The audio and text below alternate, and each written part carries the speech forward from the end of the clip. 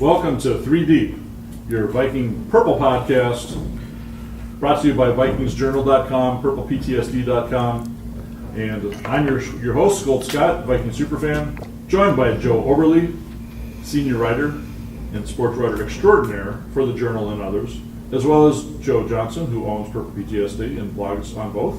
Welcome, guys. How are we doing tonight? Doing great. Good to be here at the Mermaid. We are at the Mermaid Event Center. That's where we record these things. Remember that, because soon you'll be invited to come join us. So not yet. And of course, you're hearing this, tape delayed. So if you came right this second, you wouldn't be there. But we're here now, and we're here to talk.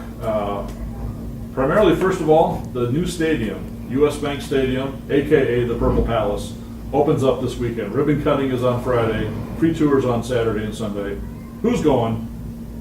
Skolt, you're going, I know that. I'm hoping to get down there. I'm too involved. I missed the Vikings media tour today, and hoping to get there soon to see it, just to get the lay of the land in the press box and to see it in completion. I saw it last fall when it was under construction, and just it overwhelms with the enormity of it.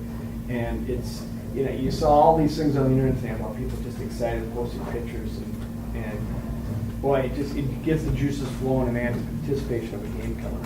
It really does. This is going to be quite the Purple Palace, I know. So, is that going to be open to the public then this weekend, or do you need to RSVP for tickets or anything? The free tours this weekend, Saturday and Sunday, you did have to go online through Ticketmaster actually to register for tickets.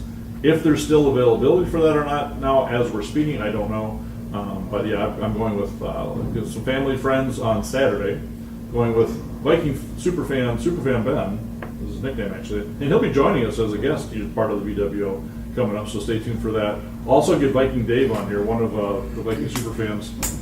We'll talk a lot about the three of us because those guys were huge fans, stadium fighters galore. Viking Dave has done little walkabouts around the stadium basically almost every weekend during its construction over the last couple of years. I don't remember how many. It's up to a couple hundred. It's a lot. So he's seen every phase of it. You got to be excited, Skolt. I mean, you were there at the beginning to try to get the stadium built, and we're always there with the other members of your cadre, trying to putting the fist in the air and getting the thing done. So here it is. It's finally built. You get a chance to go through. How do you feel about that? It really is. I mean, it's not a game kind of thing that you're hyped for, but for sure, it was like a part-time, non-paying job for 5 years, trying to help get that thing going, and to be at the place where it's now open. Yeah, I'm really excited to go. I've been looking forward to this for some time, and a nice kind of touch thing.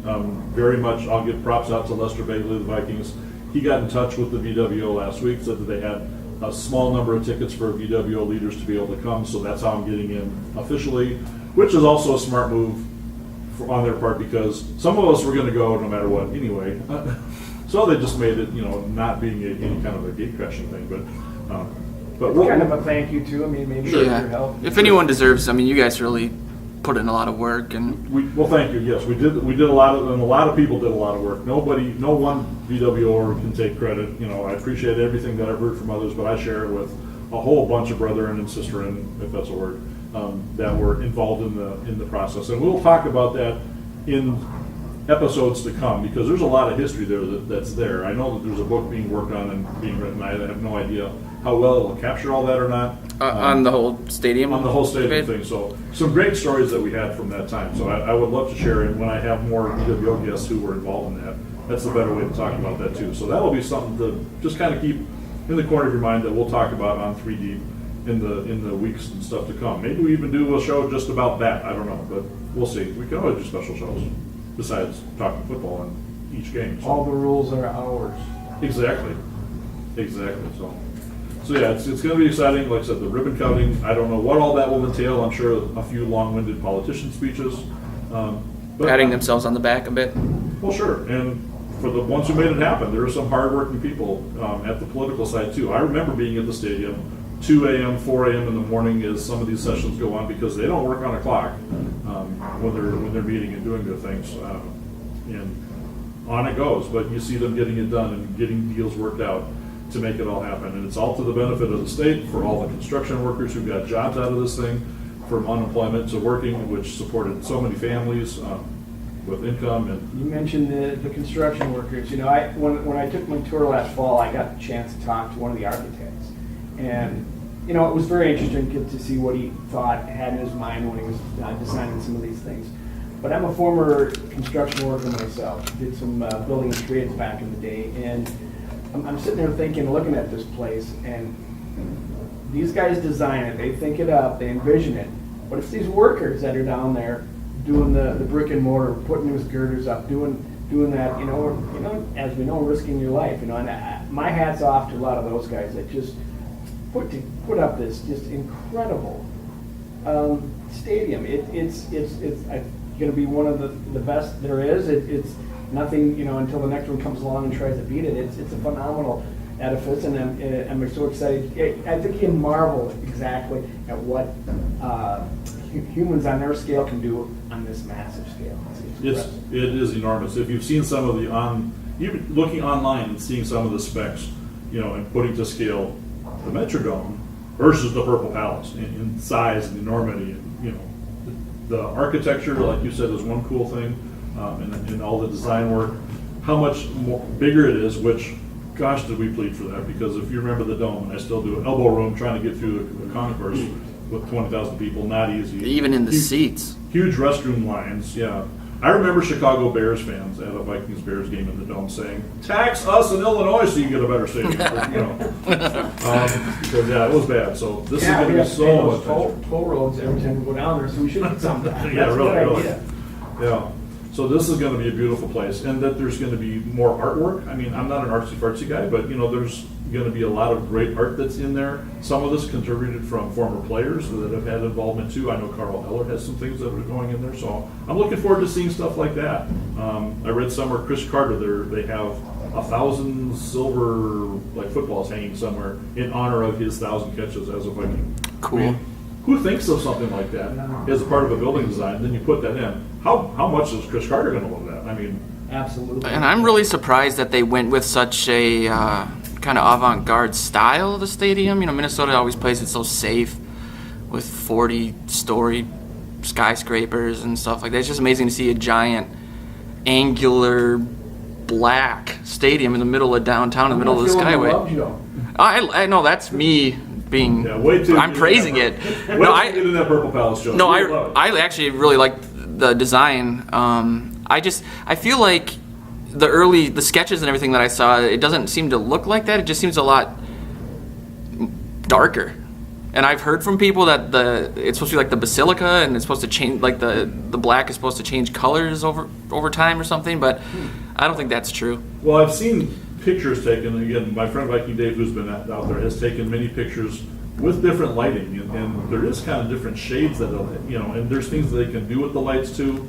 I know there was a time a month or two ago where they were experimenting with lighting and there was like a light show. Even the news did something on this where there were different lightings going on, where it's this color, these shades, and it looked cool. I'm like, I want to see that happen when we're there. But so it'll be fun. There's so much to see, so many. It's a new experience. I mean, we had the one covering over the dome. Now we have this kind of split screen covering over the vault that has, you know, darkness on one side and light coming in on the others. And I think it'll be interesting to see, you know, if you're sitting on one side versus the other. At least you won't be freezing when you sit on the shade side at the bank. Yeah. Get a little colder over there than on the other side. So, but it just, you know, it is going to be a light show in many different regards, and it's all the new things you can discover. Like there's Wi-Fi in every seat, and I saw online pictures of the restrooms today, and they had all the urinals, and you know, the troughs of the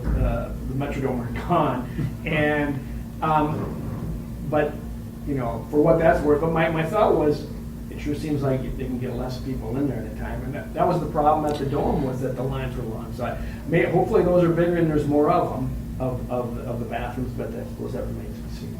Yeah, well, they've been advertised as having more room and more facilities, period, and for the women too. So women, yeah, your prayers are going to be answered there. You're going to have more ability to get in there, and so you can get back from halftime and hopefully not miss half of the third quarter. That was so aggravating as a Vikings fan. Oh my God, you had to time every break whether you're going to get something to eat or do something else.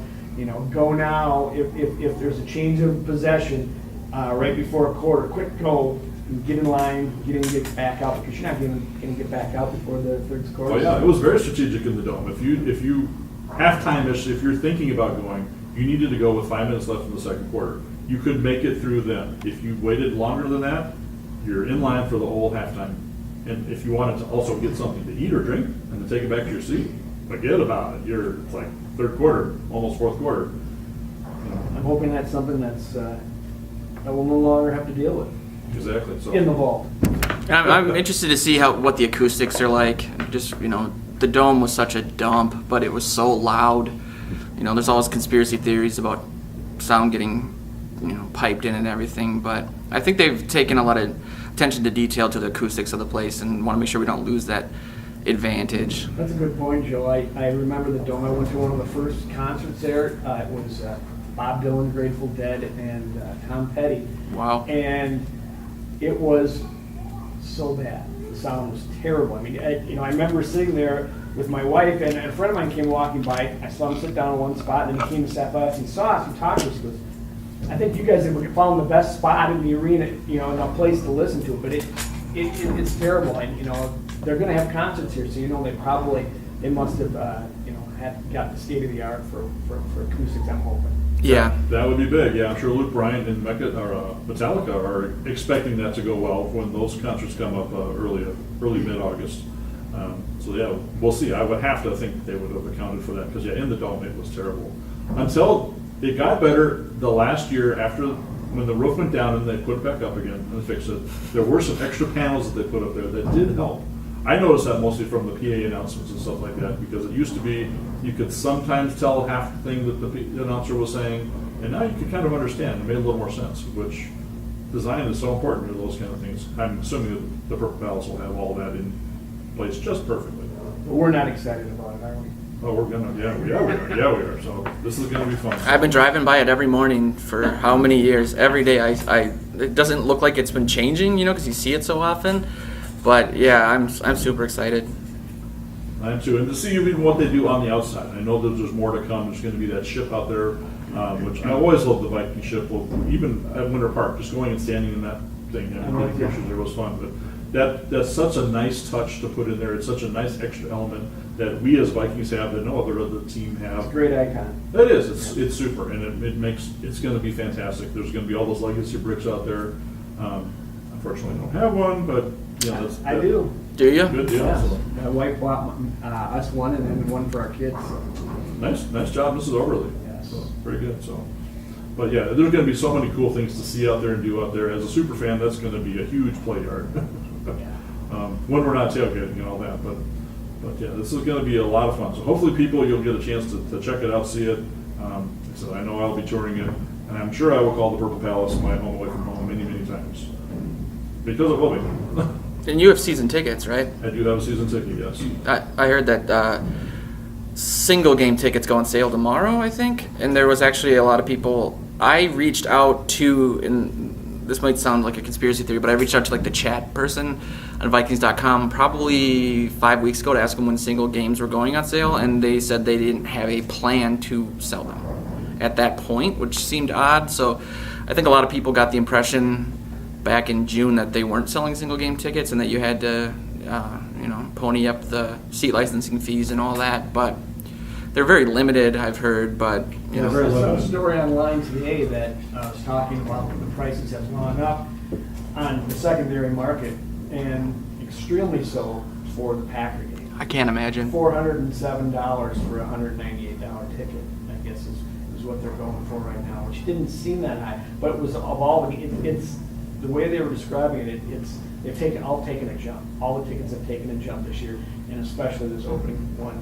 So I am ever hopeful that will price out a heck of a lot of Green Bay Packer fans, because I want this to be all purple inside that stadium on opening Skolt day. that. Yeah. It's a travesty. I went to the game at the bank last year with my dad, who is your guys' age and has been a huge fan for his entire life, and we essentially at the end of the third quarter it was either we're going to leave or we're going to end up in jail for some reason, because the people were just, anyone that knows me from Reddit especially, or just in general, knows that I like to kind of rib people. It's fun for me. I'm lonely. It just went past the point of human decency, you know. Get nuts. Oh, by the way, thanks for telling us, the audience, how old we are. I appreciate that. Yeah, well, I think they can tell. They didn't put a number out there, so Yeah. So we're 39. Yeah, there we go. Yeah. Well, I sound 12, so you guys could be 35. Perfect. But no, I actually tried to start like a movement online after that. Like, people need to look who they're selling their tickets to. I will proudly say I have seen a lot of that from Viking fans on Facebook, especially, that if you're selling your tickets, you're selling to Viking fans. Make sure of that. So I started a year ago on Vikings Journal. You know, as soon as I heard that, and even before the schedule came out, I am so tired of that you hear Go Pack to Go, and sometimes it's louder when you're hearing Skolt Vikings, and it drives me out of my mind. That's all. All right, I'll get off of that. yeah. That was it. That was just go pack, go over. I mean, my dad he can't order food from a drive-thru socially, but at one point he's just like, it's a commercial break. Like, calm down. It's not even a clever. I hate it. Yeah. Can't stand Well, hopefully the VWO will be able to deal with that well, because as I've mentioned to you guys off the line, but the VWO we have a section of about 100 of us together in one of the end zones, in what they call the ultimate fan zone area. But our VWO section will be there loud and proud, and we have some coordination to do amongst ourselves, but I'm hoping that we get that place rocking big time and certainly take on, if there's other fans like that. So, but yeah, hopefully, especially for that home opener game, that's not going to be an issue this year, by all means. So, Got to Of course- set the new standard. yeah. We, of course, want to give a shout out again to the Mermaid Event Center, where we're recording these at. Mermaid Event Center, a lot of great things going on here. You can bowl, you can play games, you can play pool. All types of things are connected to a hotel if you need to stay in a hotel for reasons, and this is a growing place. So we thank them for having us here, and we will always be here doing 3 Deep right here live live recording. From the Mermaid. So we're moving on now to talking defense. Last week we talked about previewing preseason for the offensive side of the ball. Today, moving on to the defense.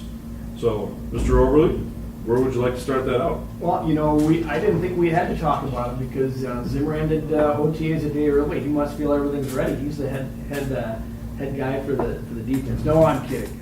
It's going to be fun to watch that defense take another step this year. They're going to under Zimmer's tutelage, and they brought in some young players to beef it up. There's going to be a big battle for that second safety spot there.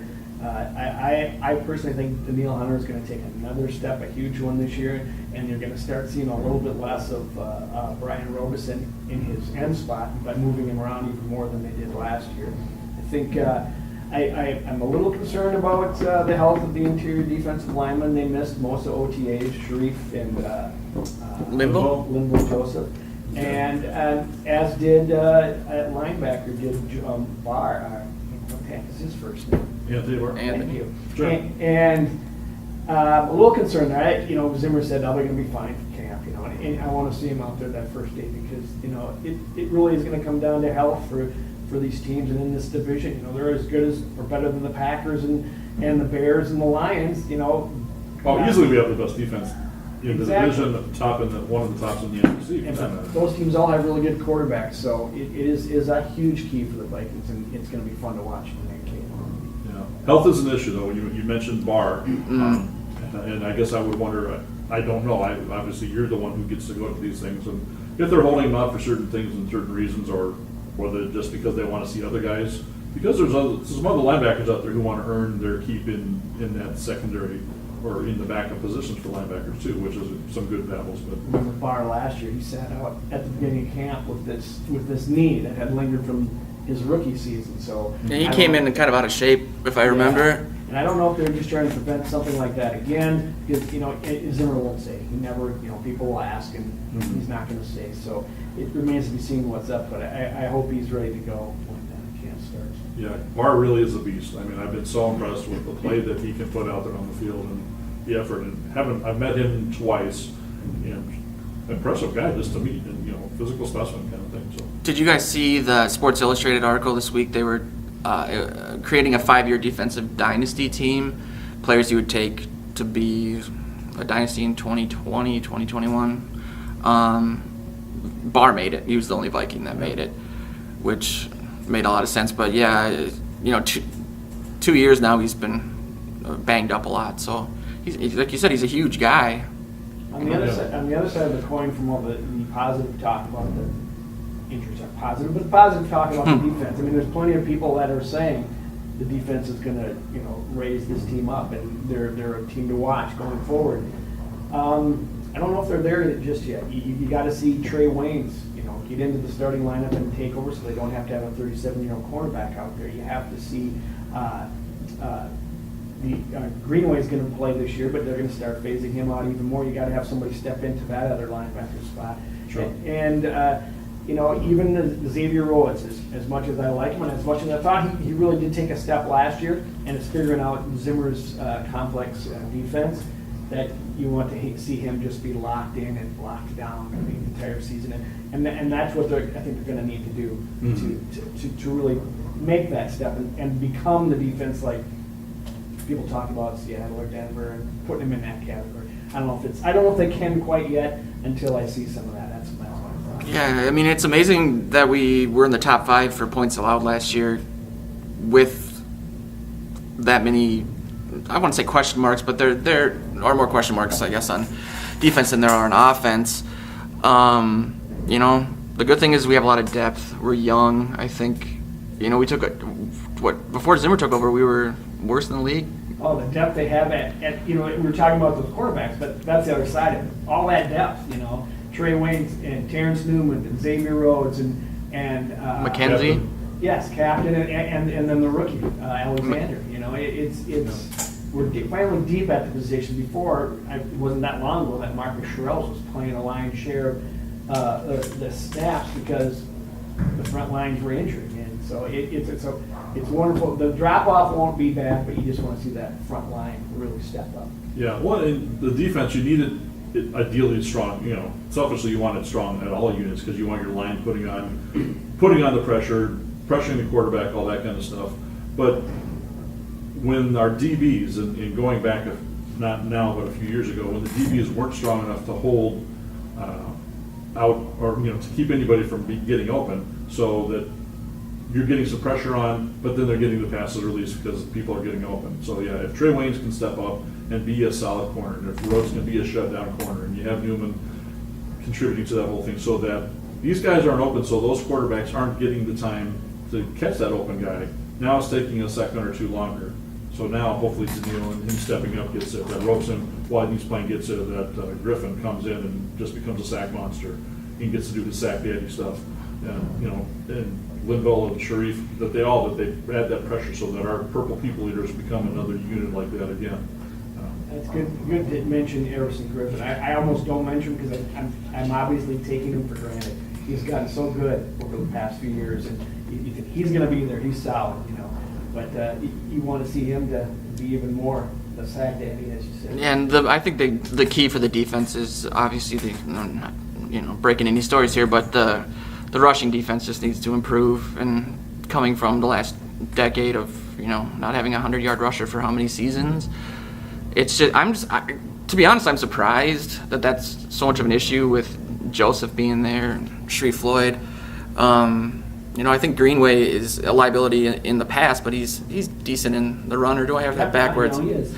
So, have you what do you think the issue is with the rush defense? Well, when you hear Zimmer talk about Linville Joseph, he calls him the best there ever is or ever was. Which is high praise. You don't know if it's part of motivation, but he had when he's been on the field, he's been great. He's going to occupy one or two blockers, which frees up another linebacker, another defender to make a tackle. So I think that was his biggest issue last year. I think he had the turf toe that held him out for a while. Right? Something. Yeah, he was out for. It was turf toe. Yeah. Turf toe. The first Seattle game, he was out. And so he was never really himself the whole year. He played, and he came in at the end of the year and did well, but it was kind of an up and down year for him because of that. And that's what I think more than anything. Sharif he's hot and cold, He's not the dominant player we'd love him to be, but and they say he has T-Rex arms, so it's hard for him to get off the block and grab anybody. All the measurables. I'm not going to ever say that to him because he's still a pretty thick dude. Yeah, I don't know about that one, but yeah. Yeah, hopefully he's not listening to Purple or to the 3D podcast. Well, I want him to be motivated. I was going to say with Sharif, I saw one brief interview, and it impressed me. This is an off-season kind of thing. It wasn't long, but it just impressed me that this man was focused and wanted to make some hay because he didn't do as much as he wanted to, couldn't do because of injury things, and wants to be able to step that up. So I agree with you. He's a good guy. He's got the right mindset, right motivation. I think injuries has been his problem too. When a guy's that big, like both of them are, they're going to get injured. Pat Williams had to have his share of injuries. Stuff happens on the line. It's tough. Oh yeah, absolutely right. Don't wish that on anybody. The other thing that I think is going to be interesting is just to watch the evolution of the linebackers. You got Anthony Barr locked in. You got Eric Hendricks right now, starting middle linebacker. But there's been a lot of talk amongst the media, probably more than anybody else, that he might slide to the outside for Greenway, and the rookie that they drafted, whose name escapes me. I should have looked at all the rookies before I came here. What's the rookie linebacker who led the NCAA in tackles? He's kind of short, but he's great on the run. Yeah, and I know who you're talking about. He's more of a traditional middle linebacker. So I think you're going to try to see them groom him in the middle and move Kendricks outside, because Kendricks can move like nobody's business, and that's the kind of guy you want on the outside that's going in the package coverage. Kendricks is quick, laterally. I was impressed because he's not tall for a linebacker, really. I don't know if it's 5'11". I'm not looking at any stats here, but he's undersized. Yeah, he's undersized in the height side of things, but he's strong, he's quick, and he really motors around. So. He flies on the field, man. Yeah, I was very impressed with him last year because bringing him in, there was a little bit of hype, and he's Barr's teammate. So how well will these guys go together? Well, they went pretty dang good, and awesome. So we need our linebackers. They're the ones who help support that run defense. But of course, they have to sometimes go into pass defense too. And when your linebackers can provide good pass defense, that is so nice because it's those over the middle short passes that sometimes really kill you. Well, and Barr is still technically learning the position. It's amazing how I was actually, to bring up that Sports Illustrated thing again, I was surprised that he made the cut considering he hasn't completely learned the position yet, and I don't. A lot of the time you get stuck in the echo chamber that is the Vikings fan group, and you think, Harrison Smith should obviously be on that list, which isn't biased, I don't think, but, you hear a lot about people mock Vikings fans a lot for talking about how underrated Harrison Smith is on the internet. But this defense is young, and the sky is really the limit. Like you said, Joe, I don't know if this is going to be the year, but if you look at the improvement they made from 13 to 14 to last year, I mean, it's been almost as close to exponential as it could be in sports. Just put a bow on it. It's Kentrell Brothers. Brothers, okay, yeah. And he's 6'1" to Anthony Barr 6'5", so he is a shorter guy and great tackler, obviously. Not as big for pass coverage, so you may see that happen. I don't know if it's going to happen, but it kind of seems like it's a natural. Well, like you said, Joe, something has to happen because this is Greenway's last year. Even if he can play his best ever, and I hope he does. I hope he has a really good, strong year that he can be super proud of, and whatnot. He's such a great guy.